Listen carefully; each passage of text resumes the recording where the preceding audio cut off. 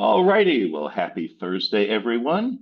Thank you for joining us. And let's go ahead and get started. Give me one moment here, get my camera going.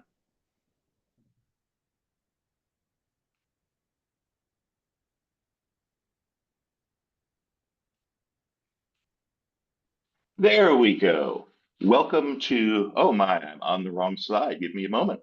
There we go. Now we're in the right place. Sorry about that. Welcome to Stories from the Field, Lessons from Training Pharmaceutical Sales Teams. Our guest today is a thought leader in the industry, somebody we've known for a very long time with a tremendous track record. Kevin Kutler is Executive Director of Commercial Training at Regeneron. He led US training for Novartis, as well as holding roles across sales, marketing, and operations during an impressive 30-year tenure there. And he has many stories and a lot of great learnings from the field, and we are going to dive into those today. Kevin, welcome. Welcome to the stage, Kevin. Thank you, Russ. I don't know if I'm a thought leader, but very kind words. You have thoughts and you lead, and that's good enough for me, Kevin. And I've personally learned a lot from you. There you go. Before we jump into sort of some Q&A with Kevin, some questions for him and some of his learnings, I just want to give a brief overview of Quantified and what we do. We are an AI role play solution for sales training. So it's avatar-based training, and you engage with an avatar, have in a real conversation with them. In this example, from a customer implementation, you might engage with a virtual coach who guides you through the system. And if it's a certification program, you might engage with a virtual certifier with whom you'd take that certification exam rather than doing it with one-on-one human-to-human role play. And of course, you get the statistics, the quantification, all the details based on that from that interaction.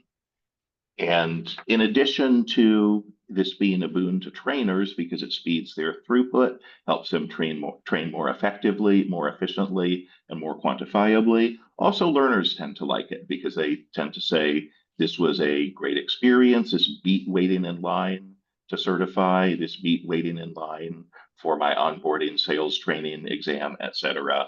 So it works for learners, it works for trainers, and it works for sales leaders. But that's not the main purpose of today's conversation. We want to dive into questions with Kevin. So, Kevin, looking back at your career, what's a pivotal challenge you faced that reshaped how you approach sales training today? Thanks, Russ. And again, I don't see myself here, so let me know if, I'm coming across. Probably the single biggest thing that happened in my career that really reshaped how we have to approach sales training was COVID. You know, we literally went dark where you had very, very little virtual training back before 2020. You did, your typical webinars and phone calls here and there, but no large scale type of training. And COVID basically turned the face-to-face world into the virtual training world. And we lived in that world for a few years. And then now it's pretty much a hybrid world where, you'd be silly not to leverage virtual training because there's lots of different ways to, you can skin a cat. You don't have to always be together. But this blended learning approach now, I think, is a much more valuable approach. It gets people engaged a little bit more. So that specific thing, I think back to when I was at Novartis, we had a product called Cosentix, and we had a lot of medical questions coming in when the virus came out, and they had the booster and the shots, because Cosentix is a immunomodulator, and so they were saying if you're immune compromised, you shouldn't be getting Cosentix. So our reps were being bombarded with questions. We didn't really know how do we train these folks if we're not going to be able to bring them in. So we really had to pivot quickly to make sure that the reps get information out. And then the sales calls coming out of once we got our hands around this big cat that we had to worry about, is it was less about selling, to be honest with you, at that point. It was more about empathy, checking in with the doctors. How you doing? And is there anything I can hear to help you? Do you have what you need? Working with the brand teams. And I think that also kind of changed the way some organizations probably did this better than others, but much better collaboration with the brand and the training team coming out of COVID, because it was about what does the physician need now? Because their world got turned upside down as well. And at first this was before Zoom and Teams got to where it is today. So we're trying to figure out, and I can't even remember the tool that we used, but it was a little bit of a clunker. But it was basically the beginning of what I call like omni-channel approach and virtual touch points, enabling the virtual technology and how they approach the customer, because then you had customers that don't want to see reps anymore. So how does a rep sell like we're speaking right now? So that COVID experience led to training virtually, selling virtually, and you could argue kind of was the tipping point of really pushing this omni-channel approach through the field force in partnership with the brand teams. Makes sense. On the channel had to get real. And something you mentioned at the start there, Kevin, was having to reconsider what the HCPs needed, right? Yeah. Because it's not just a matter of anymore, I need to show up with information and some inserts. It's I need to think about what they really need in this new world and figure out how we can provide that to build that relationship. So I love that, stripping it down and figuring out when everything changes, how do we build it back from the bottom up? And that approach that we took, well, I think we'll speak about this a little bit later today. I truly believe that the approach we took at Novartis about leading with empathy and checking in and making sure they had what they needed versus just trying to sell all the time. I think it helped with access, because once the doors started opening back up, I think some of the representatives who took that approach, they gained a lot of credibility with their customers.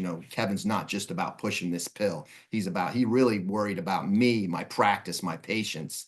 So, I'm going to let him come in a little bit more. And maybe some of the other ones who are just about, I hate to say, cramming the message.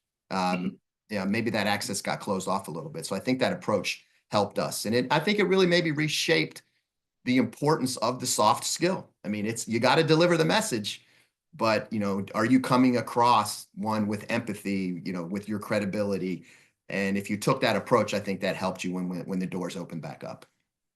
Makes great sense. As they sometimes say, no one cares how much you know until they know how much you care. And There you you go. just spelled that out very beautifully. There you go.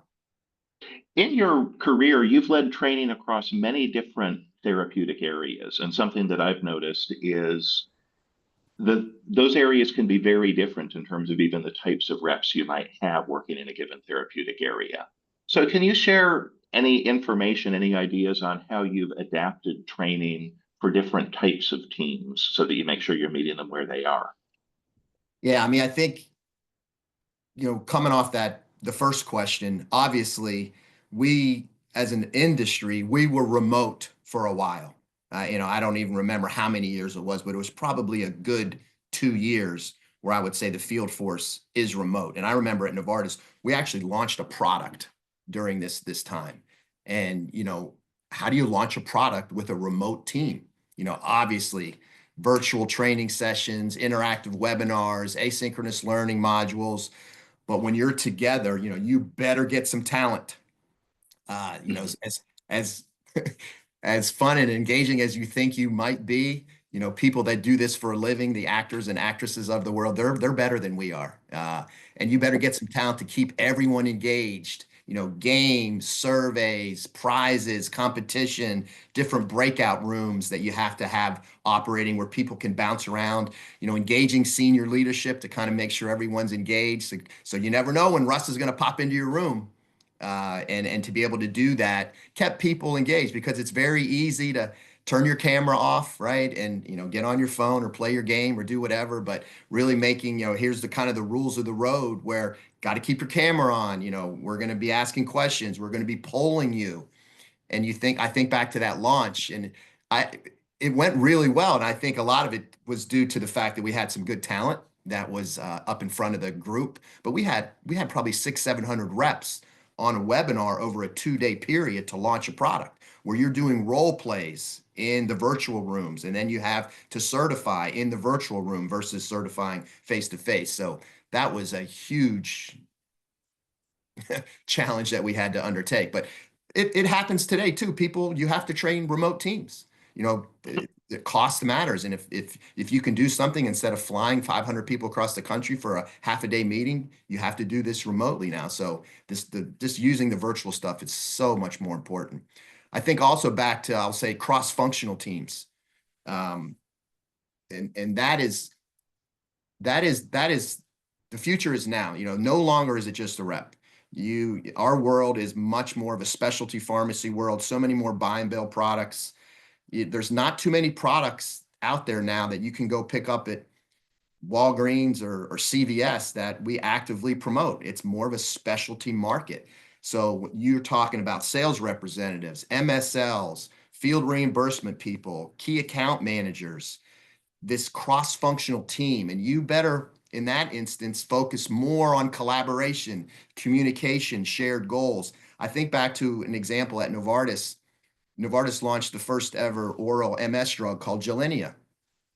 And the data showed us early on that the teams that had this collaborative approach, and it wasn't just we heard they had a collaborative approach, we saw it in Viva, where they're sharing notes and they had a very, very thought out plan to how to approach, Russ Summers' account. And so we use that data to tell the sales teams, look, the people that attack the accounts this way and plan and collaborate, they actually perform better. So we used that to drive, simulations, case studies that requires people that have different roles come together to build a plan for the account. And so you think about that cross-functional need in our industry, that's not a one-off anymore. That is literally how, at least where I am at Regeneron now, every single product that we sell, you cannot get at CVS. You got to get it through a specialty pharmacy or it's a buy and bill product. So it is all about that cross-functional approach. And that's different type of team. I look at the question that's up on the screen. And I guess the third one that comes to mind would be customer service teams. A lot of organizations now, Novartis was one of them early on. They're starting to bring that hub concept, the call service center inside. Everyone has heard of Lash before. That Lash is a big hub that the oncology world uses. But Novartis actually took the approach. You know what? We're gonna still use them, but we're gonna try to bring a lot of that stuff in-house. So a lot of role playing on the phone, empathy, because you got to talk to the customer, you got to talk to the account, you got to talk to the insurance company, real-time feedback. So we had these chat simulations that we had to build to handle, what if the customer's pissed off? How do you settle them down? What does that sound like? And literally scripted it out for them in terms of how do you interact with these types of customers, because the customers in a hub that you deal with may be they are different in a lot of instances that a hybrid rep or a face-to-face rep. So those are the three kind of big ones that pop up to my head when I think about that question. That makes great sense. So there's a lot of detail there in terms of I've been thinking of just training different areas, but you're pointing out that oftentimes you really do in almost training an ecosystem of people that play different roles on the team to move the ball down the field. So that's a really important nuance that I had not fully appreciated. It's our world now, which it's a good world. It's a good world. It's a good world. It's a new world, and we're all figuring out how to work in it, right? That's right. So you've helped roll out automated coaching and digital tools. Can you share, any ideas or stories about a time when technology changed the way the reps learned and improved? Well, I mean, I don't, obviously we talked before, I don't want to, this is not a quantified commercial by Kevin Kutler, right? But I do think back to using Quantified when I was at Novartis, and we're starting to use it at Regeneron now. And you think about a memorable, it changed the way people got better. And I'll give you an example of what we did at Novartis with Quantified, where I'd say two things that we were able to do. One, we moved the middle and we helped our best get better. And I'll dive into a little bit more. So when I say move the middle, we're all familiar with the bell curve, right? You have 20% reps that are knuckleheads. You got 60% that are really kind of average or in the middle. And then you got that 20% that are the high performers. And maybe it's not a 20, 60, 20, but you get kind of where I'm going with this, with the tails. But you have that bolus in the middle. And we took this approach of all right, let's align on what we worked with the sales leaders and we worked with brand and we came together like, this is what we want good to look like. These are the things, these are the skills and capabilities. These are the soft things that we can measure that we want to make sure that we focus on. So we did a baseline and we said, okay, everyone's going to go in and do a role play and you will be evaluated on these skills and soft behaviors, and you're going to get a baseline. And then we're going to use that to build training. And then you're going to go and do it again. And we're going to see if you got better. And what we saw was we were able to move the middle. I want to say, if memory serves me correct, there was only about a third of the middle that were where they needed to be when they did the baseline. And after 3 months later, after they did the training, it was about 60 some percent. So we saw this huge shift going from left to right of the middle of our sales organization getting better in those areas that we all aligned on, that was where we needed to focus. And probably even more exciting was the top performers. You think about how they improved. We saw that, I'm looking at my note here because I want to make sure I hit the right number here. Our best reps saw 42% average improvement in those skills, and our average reps saw 24% improvement in those skills. And so when I first saw that data, first of all, I was very surprised and blown away, but it reinforced to me that your best people, they're probably some of your most engaged learners, because your best always want to get better. And I never really see it quantifiably looking like that when I actually saw a number that showed that our top people actually improved at a higher rate than our average people. So it just goes to show you that you need to, it's kind of like the strength finders. If you focus on where you're strong, if these are our strong reps, don't ignore them. They need training. They want to be engaged. They want things to help them to be better in front of their customers. So you think about that. And I don't know if we ever really took that approach before, how reps improved, where doing baselines, doing training, then doing another one. And then the other thing that we found, because we had the tool that they were engaging with, the Quantified tool, and Noah helped me pull this data, the CEO of Quantified. We took a look at our President's Club winners, and I know, I'm not sure what companies are on the webinar, but every company in pharma has some type of award that you send your top reps to, and they get to bring a guest, they go to a nice place. We found that the representatives at Novartis that engaged with the tool 3 times or more than the average, I want to say had like a 20 to 30% better 20 or 30% higher chance of getting into President's Club.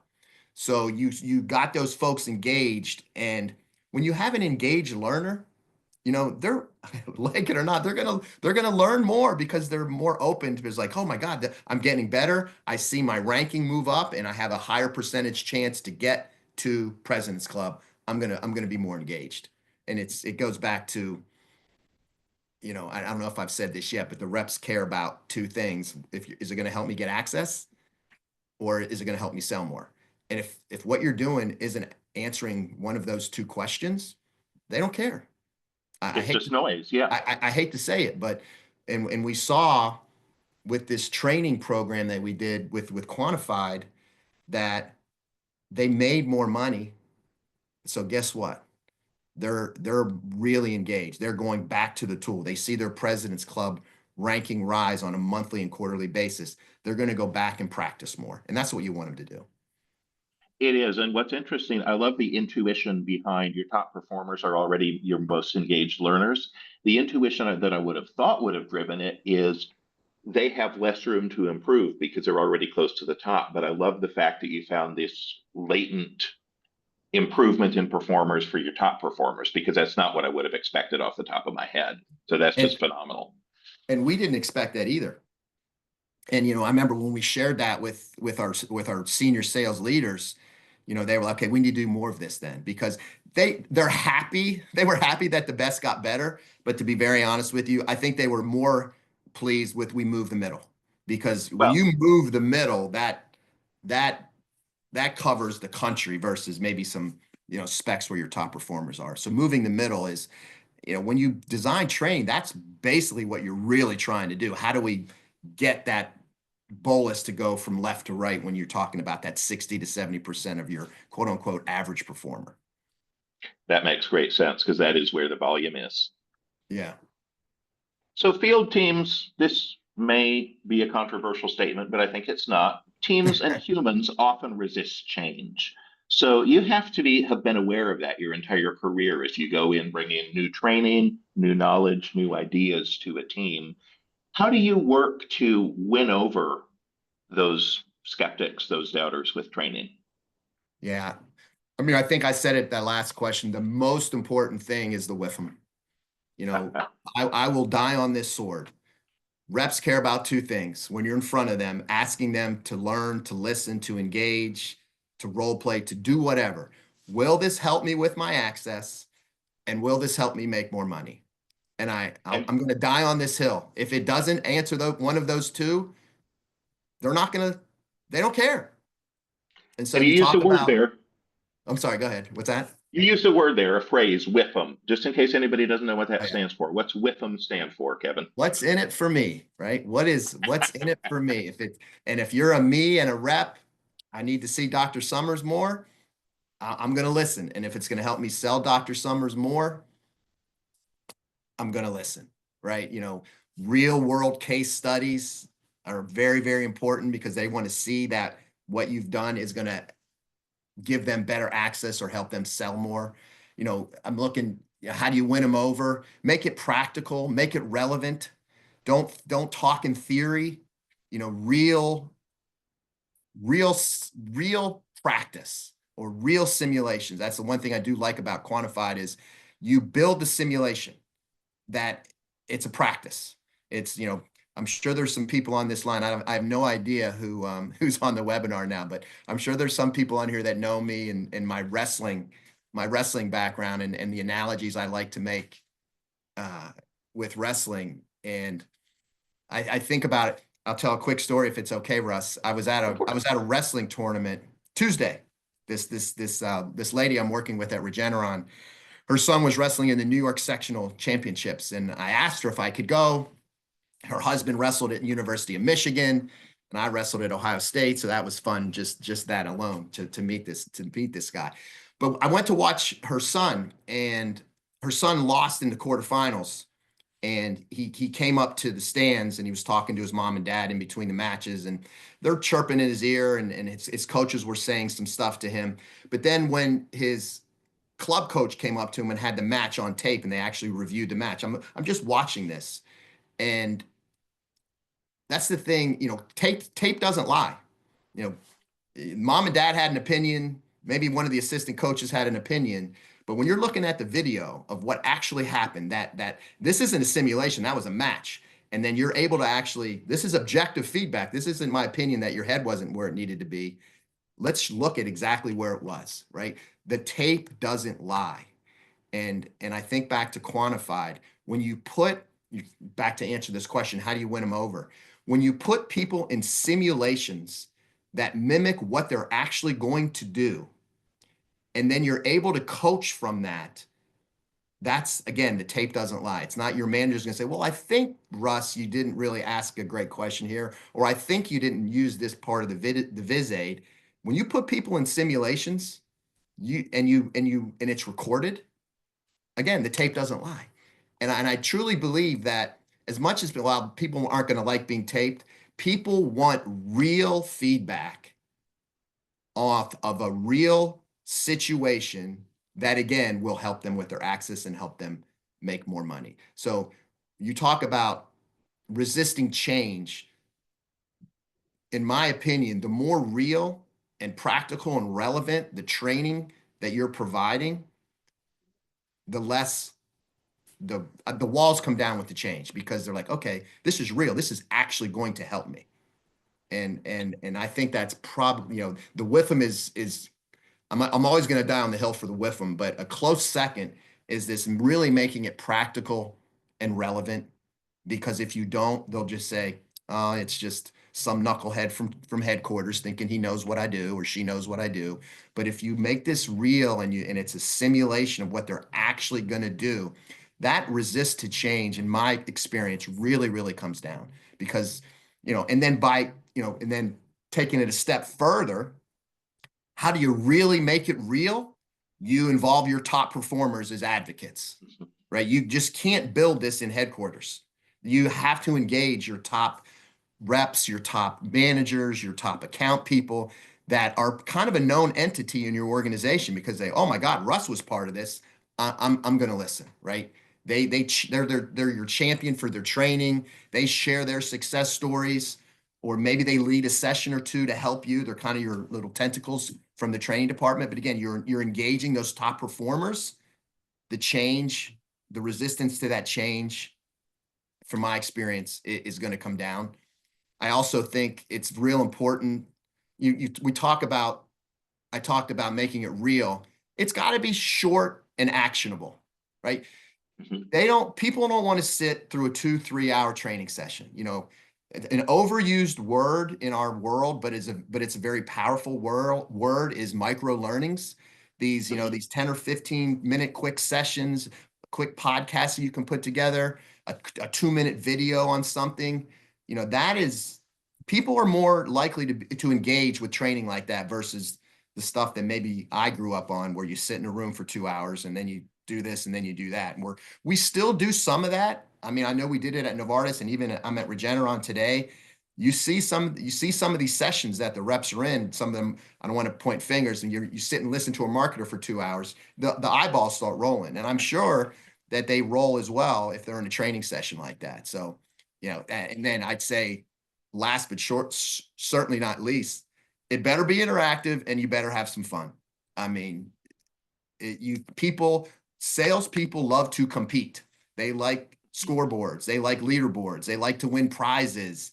They like that kind of stuff. And so when you can incorporate that into any type of training, and they know that that's coming, I think this change of, resisting change, how do you win them over? If they know that's your MO and that's your approach to training, my experience has been in the 2 companies that I've led training, that you get a lot more engagement, number one. And, when you look at the surveys, you see really good comments. It's interesting when you approach training like that. I've really noticed this at Regeneron over the last year I've been there. You get a lot more people typing actual feedback into a survey versus just, I rated it a 4, I rated it a 3, I rated it a 5. If you take this a little bit of a different approach, they will actually call out what they really liked. And they will actually call out, maybe, this was great, Kevin, but you know what? This part wasn't so great. Maybe you should try this. So I have found that if you kind of take that approach with how you win them over, you're going to get better feedback on the back end, which, number one, will help you adjust and tinker if you need to. But most importantly, the reps feel heard then, because then you can say, hey, I listened to you last time. And the next time and last time we did this training, you gave me this feedback. So here's what I've tweaked. And then you show them what you've changed. I mean, it really gets a much more engaged learner, because they feel like, okay, I took the time to write the feedback, and Kevin actually read it, and I see it in the next training because it is different. So I don't want to say you're winning them over, but they're more likely to be much more engaged, if that makes sense. Absolutely, because what you're doing is it's becoming a conversation versus a monologue. So, over the long haul. So that makes great sense to me. And I love, absolutely, start with the with them, make it real, break it up rather than marathon training sessions. And then, as you said, throw in some fun, let them compete. There's no reason we should bore anybody to death. So yeah, I and love this. I'll put a bow on this last one. I'm sure no one's going to say, yeah, I can't help myself. The no shit Sherlock, the statement I'm going to say at the end is, you better get leadership buy-in, right? I mean, your first, second line, and even your heads of sales, if they don't reinforce this and lead from the front, the reps aren't going to take it serious, right? They got to promote it. They got to be engaged. They have to lead by example. I find that's probably one of the biggest things. If your managers aren't leading by example, why in the heck are the reps going to do it? Makes great sense. You've got to go to them because people look to them. How do you Yeah. engage those leaders? Let's say you have a leader that might be a little bit tuned out, or, yeah, we got to do this training, but I don't really care. That's a delicate situation. How do you Yeah. handle that, Kevin? Well, I try to get them involved in the creation, because again, if people feel they have a little bit of ownership, they're more likely to be engaged. And yet, and it's a slippery slope because you don't want too many cooks in the kitchen, right? But you always have that squeaky wheel. And what I have found, which has been very surprising to me, Russ, is sometimes the squeaky wheel, they're actually, you know, they're not just complaining to complain. They're engaged, they care about the business. And so you leverage that person because the squeaky wheel that you're going to hear from training is probably the squeaky wheel with everything. They're just sometimes there's just people like that. And if you can, I like your slide. How do you win them over? You win them over by engaging them. You win them over by saying, "Hey, I was thinking about doing this. Let me run this by you." Just as simple as that. And I'm like, "Oh, and you know what? Kevin actually cares about what I think, so I'm going to give him some feedback." So I mean, there's two approaches. You can really get them involved in building it, or just a quick email or phone call, and you got to build a relationship with these folks. I'm thinking about doing this. You think this would hit the mark? If we decided to do this, any watch outs, any things that, from your perspective as a leader, what could we do to make this really hit? And just for them to give you a little something, it kind of settles them down a little.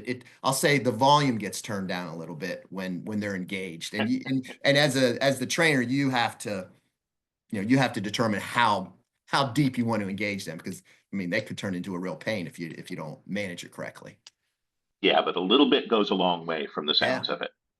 yeah, So this is the final question. I'm super curious to what you think on this, Kevin, because we all know great trainers when we see them, and yet it's hard to know what makes a great trainer. So in your experience, you've worked with so many trainers over your career. What separates an average sales trainer from an exceptional one? yeah. I'm going to answer this two ways. One will be the the the the nice way, right? And then one I'm going to say maybe a little controversial. I'll just say this is my opinion. I mean, I think the one that we would all probably align and get around is, you know, you know, the exceptional sales trainer goes above and beyond just delivering content, right? They engage, they inspire, they drive measurable change in sales performance. And when you think about that as the header, I think about what separates the best and the best is, they have deep sales experience and credibility, right? I don't care if they've had to have walked in their shoes. Like if you've never been a rep and you want to train a rep and the rep knows that you've never been a rep, oh, I don't know. I don't know. Same thing. If you're a first line manager, if you want to be a lead in leadership training, have you led people before in the field? If you haven't, why would they listen to you? If you're training field reimbursement managers, if you're training key account managers, if you're training second line leaders, the average trainer teaches theory and maybe lacks some of that real world experience, but the exceptional trainer has a background in that area. They understand the grind. They understand what they're going through on a daily basis. They understand, the pressures above and the side and below them, that if you've never done the job before, you just don't understand what they're going through and the pressures that people in those specific roles face. So I mean that's first and foremost. The best people, they customize things, right? It's not, the average person, it's a generic one size fits all type of thing, right? We talked about this earlier, making it as real as possible, right? It can't just be we're doing widgets, and it can't be, and I've seen this even, I saw this at Regeneron a little bit when I got there, where they just use fake product names. You can't do that. You just really have to make sure that when you're training, the trainer needs to make sure the trainee is experiencing something that is relevant. It's their world. If you're selling Dupixent, don't talk about products that aren't in that space in theory, right? Obviously the best trainers, they're very engaged, they're very engaging, it's interactive. The average trainer, a lot of long presentations, they just put the slides up, they speak to the slides. The best trainers, they use real world examples, gamification, live coaching. I truly believe this product, that simulator that Quantified has, that's what the best do, because there's very few examples where you can put someone in a real world simulation and get real coaching. I've seen a lot of people that think that they can do what Quantified does, but you look at these avatars and the situations that are built, it looks like the trainer. It doesn't look like a cartoon. It looks like you and I look on this Zoom call, and it speaks like you and I, and it can have a conversation. So the best trainers take that approach, because the more real you can make it, the better off people are going to be. This Now, makes sense to me as a hands-on learner, right? It needs yeah. to feel real to resonate. So, but keep going. You were And I guess I'll say my controversial answer. good. Again, I have no idea who's on this call. You know, I started. I've been in training a long time. I was a sales trainer. Then I left, and then I came back, and then I left, and then I came back. So I did kind of 3 tours of duty at Novartis in and out of the training department. And I truly believe that the best sales trainers aren't career sales trainers. And I know there's a lot of people, and I'm not saying this is wrong, that make a career in sales training. You can make a wonderful culture. I guess I could say I made a career in training, but I've in and out, in and out, in and out. When I think about the teams that I've led, and I'm doing this right now in my current organization, is changing this mindset. What I look for, and when I say sales trainer, that's the entry level person, right? Mhm. The entry level sales trainer, training manager, senior training manager, associate director of training, someone in that entry level role. First and foremost, we talked about, they need to have done the role before, right? I'm not going to hire someone to teach at Regeneron that came from Clorox. It's just, they got to know the pharma space. But first and foremost, they got to love training. This is a grind. It's a hard job. It's a lot of project management that a lot of people don't know about, but there is a lot of training, but you got to love the training role. Most important thing. Secondly, you better be successful in your job. You don't have to win President's Club every year, but I need to see that you're up there. And then you have those things. I'm gonna give you an opportunity, but only, I shouldn't say only, there's always some one-offs. We'll say 90% of the time, right? I want the person to use the training opportunity to develop themselves for the next role.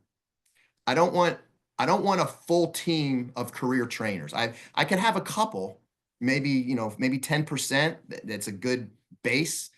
But in my opinion, that exceptional trainer, if you're really gonna build an exceptional training department, the bulk of the people in there should be, they love it, high performers. They want to use training for the next role. And 9 times out of 10, it's either a first line manager or marketing. Yeah, that's just been my experience. Sometimes you get people heading over to the operations world. Sometimes I've had a couple into HR, but they want to use it to go become a district manager or to go into marketing.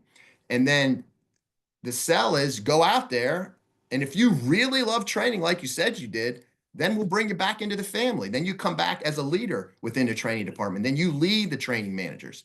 And so that is, in my opinion, what separates the average from the really, really good. Now, there might be a couple out there that don't need to do that, and they could do wonderful things and kill it.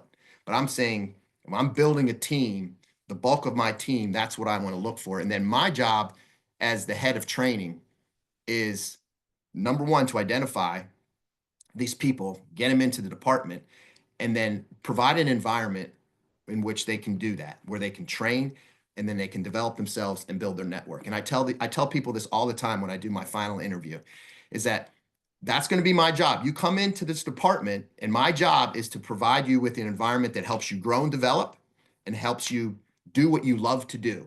So one of 2 things are going to happen. You're either going to get great exposure or you're going to get exposed. And that will be up to you. And my job is to make sure that you get great exposure through coaching, and I'll help with your leadership. But this exposed conversation that I've had over the last decade really has resonated. I think I talk to people that have, like I say, they come in, they leave, they come back to the family, then they go back out again, right? And I know this isn't part of the question, but that churn, what I call positive turnover, you're bringing in Mhm. fresh talent from the field that has relevance, right? If you've been in training for 8 years, you're really not that, you don't really know what's going on. You might think you do, but you need a steady flow of people coming into the training department that have relevance and current relevance.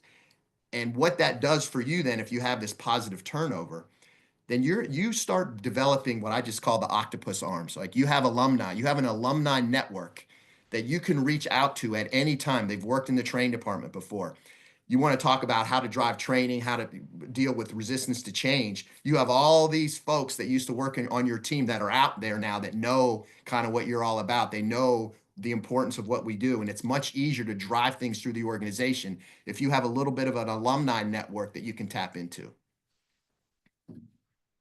That is amazing. And I hear sort of, a few themes running through here, but that your experience has to be recent, it has to be relevant, and you have to make it realistic. So there's almost sort of a 3 R's framework here, which is interesting. Yeah. Yeah, So, I could go on forever, but I'll shut up now. great insights, Kevin. Thank you. I'm going to zip, and we probably have just a couple questions here we might want to get to. So give me just a minute to pull those up. Um, this is a good question. How am I able to be, and I don't know this person's, sort of level or role, but it's still a really good question. How am I able to be a thought leader or catalyst to bring this simulator to my company? How would you suggest that I bring this program to my current company as a sales rep? So if you've got a rep that would like to bring it in, what would be your advice to them? So a sales rep wants to bring Quantified into their company. That's what That's the what she's question asking. is.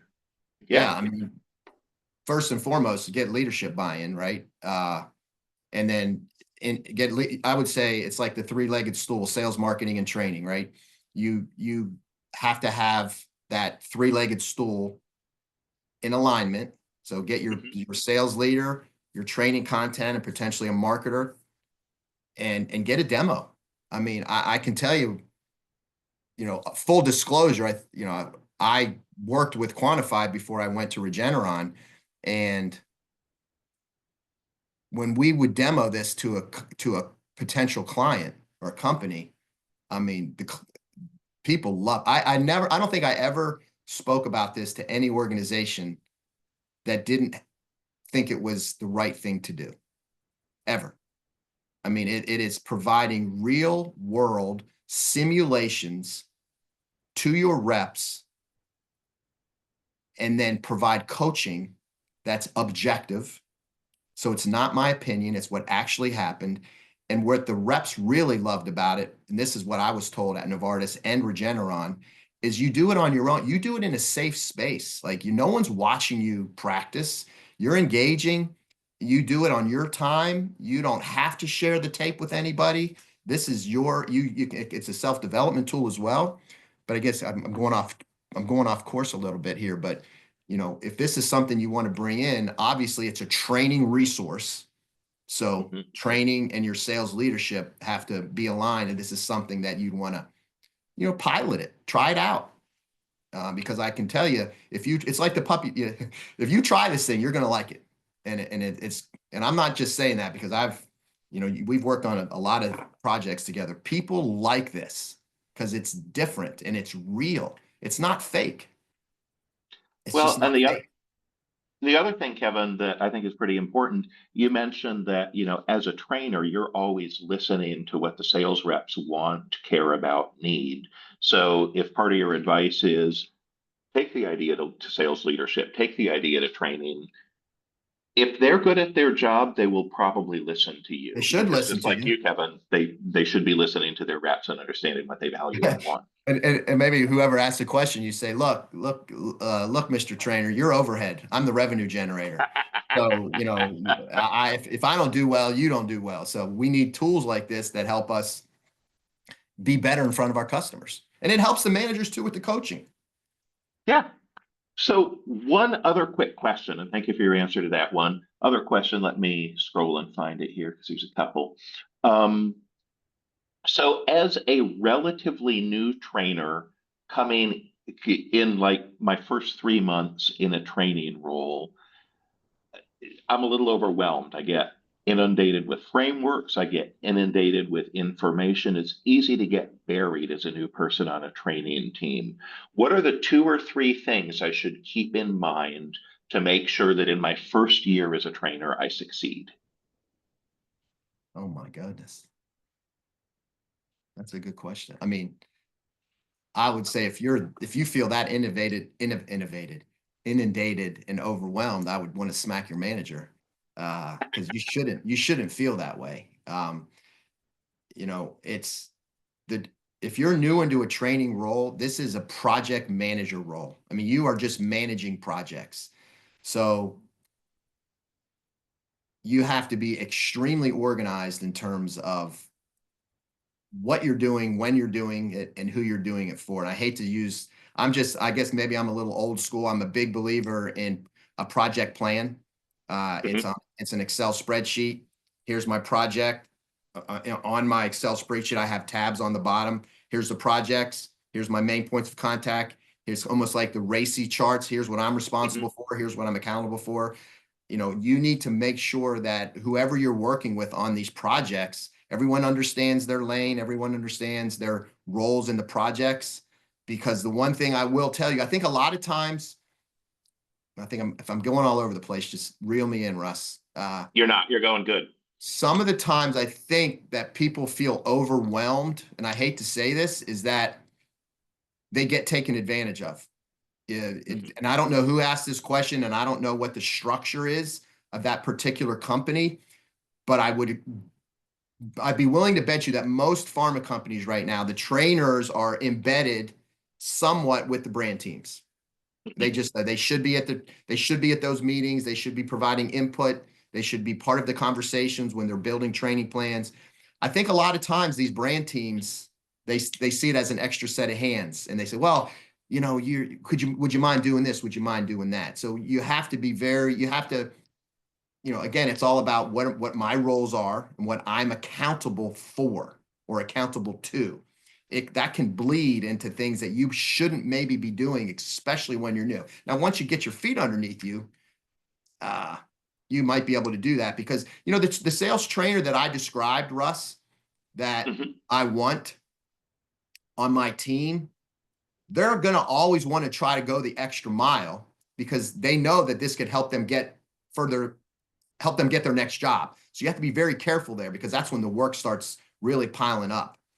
But I would say, a trainer, you got to be a learner. Take a quick class on project management. How do I, that's never going to not help you. There's a couple of other things that L10 offers. One is called Prime Time for Trainers, which is something that we were at Novartis when I'm at Regeneron. You're a new trainer, you're going to Prime Time for Trainers.